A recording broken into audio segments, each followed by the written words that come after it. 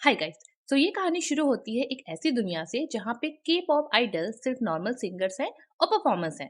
But actual में वो सालों से कोरिया की रक्षा करते आ रहे हैं और वो एक्चुअल में डीमन हंटर्स होते हैं। बेसिकली ये डीमन हंटर्स म्यूजिक और एनर्जी को एज पावर बनाकर इस दुनिया की रक्षा करते हैं। अब ह्यूमैनिटी को बचाने की रिस्पॉन्सिबिलिटी है एक वर्ल्ड फेमस ग्रुप पे जिसका नाम है हंटर एक्स। इस ग्रुप के 3 मेंबर्स हैं। पहली है रूमी, द काम and powerful leader. Then Mira, fearless and aggressive fighter. Then Zoe, energetic and emotional heart of the team. Basically ये तीनों दुनिया के सामने के पॉप स्टार्स हैं, बट बिहाइंड द कर्टन इनके म्यूजिक से जो प्यार और ट्रस्ट लोगों के बीच है उससे ये एक बैरियर क्रिएट करते हैं जिसका नाम है हॉर्नमून। जितना ज्यादा फेमस ये होंगे लोगों के बीच और इनकी इमेज जितनी ही अच्छी होगी उतना ही ये बैरियर स्ट्रांग होगा। अब दूसरे साइड है डीमन किंग जिसका नाम है गुइमा। मूवी का यही विलन है जिसे ये बात अच्छे से पता है कि हॉर्नमून अगर ज्यादा स्ट्रांग हो गया तो वो कभी भी अर्थ में नहीं आ पाएगा। वो एक प्लान बनाता है। वो एक चकाचक हैंडसम लड़कों का ग्रुप बनाता है जिसका नाम रखता है साजा। इस ग्रुप का लीडर है जीनू और ये जीनू इमोशनली ब्रोकन है और एक मिस्टीरियस कैरेक्टर भी है। अब जब ये ग्रुप अर्थ पे सबके सामने आता है तो क्विकली ये ग्रुप फेमस हो जाता है और इनकी पॉपुलैरिटी की वजह से हंटर एक्स की पॉपुलैरिटी कम होने लगती है और बैरियर हॉर्नमून वीक होने लग जाता है। अब कहानी में एक बहुत ही खास रिविलेशन होता है। हंटर एक्स ग्रुप की जो मेंबर है रूमी, वो बाहर से तो परफेक्ट दिखती है बट एक्चुअली वो हाफ हंटर और हाफ डीमन है क्योंकि उसके फादर डीमन थे और मदर डीमन हंटर। अब उनकी क्या लव स्टोरी थी वो तो एक अलग ही मैटर है। और विलेन पार्टी से आया हुआ जीनू इस लूप होल का फायदा उठाता है। वो धीरे धीरे रूमी से कनेक्ट करने की कोशिश करता है और स्लोली इनके बीच एक इमोशनल कनेक्शन डेवलप हो जाता है। On the other side Rumi का डीमन साइड एक दिन मीरा और जोई के सामने भी एक्सपोज हो जाता है और इवेंचुअली ये बात दुनिया के सामने भी आ जाती है।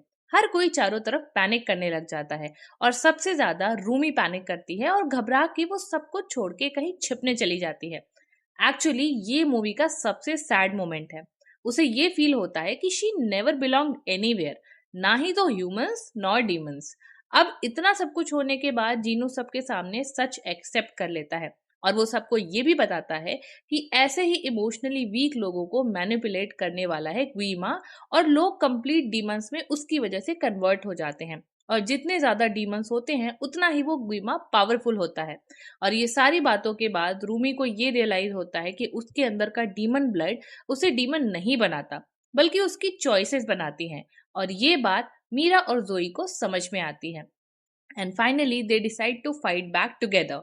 अब क्लाइमेक्स आता है एक मैसिव कॉन्सर्ट के दौरान। ह्यूमन और डीमन के आपस में काफी क्लैशेस होते हैं और ग्वीमा फाइनली अपने रियल मोड में सबके सामने आता है और उसकी पावर की वजह से हॉर्मोन बैरियर वीक होने लग जाता है और इसी मोमेंट पे रूमी अपना डीमन साइड फुल्ली एक्सेप्ट करती है और इसकी वजह से वो और पूरी पावर के साथ फाइट में उतरती है and she feels more powerful than ever. और सोने पे सुहागा जीनो गुइमा का साइड छोड़कर रूमी का साथ देता है but sadly in the process he sacrifices himself. और अब तीनों मेंबर्स मीरा, जोई और रूमी मिलकर म्यूजिक और अपनी कंबाइंड पावर से गुइमा से लड़ाई करते हैं और उसे धक्के मारकर वापस डीमन वर्ल्ड में फेंक देते हैं और फिर से हॉर्नमून बैरियर को स्ट्रांग बनाते हैं। लेकिन इस बार एक नया चेंज देखने मिलता है। जनरली वो जो बैरियर था गोल्डन कलर का होता था लेकिन इस बार वो गोल्डन की जगह ब्लू होता है और यहीं पे मूवी खत्म होती है। अब क्योंकि सबके दिमाग में ये क्वेश्चन आता है कि ये बैरियर गोल्डन की जगह ब्लू क्यों है, so definitely we are going to see a sequel. तो अब आप बताना कि आपने ये मूवी देखी है या नहीं and drop your feedback in the comment section. So अब हम मिलेंगे फिर से नेक्स्ट वीडियो में। Thank you.